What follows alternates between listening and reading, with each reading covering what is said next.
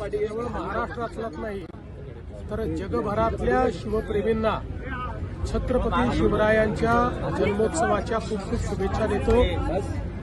छत्रपती होते म्हणून आम्ही आहोत। छत्रपतींनी आम्हाला आत्माभिमान दिला, आत्मतेज दिलं। छत्रपती शिवाजी महाराजांनी आम्हाला समतेचा संदेश दिला। 18 पगड जातींना एकत्रित करून ज्या स्वराज्याची त्यांनी स्थापना केली त्या स्वराज्यातून एकतेचा संदेश त्यांनी आम्हाला दिला। राज्यकारभार कसा चालवला पाहिजे हे छत्रपती शिवाजी महाराजांनी आम्हाला शिकवलं। वनसंवर्धन जलसंवर्धन कसं केलं पाहिजे हे महाराजांनी आम्हाला शिकवलं। कर प्रणाली कशी असली पाहिजे हे महाराजांनी आम्हाला शिकवलं। यासोबत सुरक्षा कशी ठेवली पाहिजे, समुद्री सुरक्षा कशी ठेवली पाहिजे हे महाराजांनी आम्हाला शिकवलं।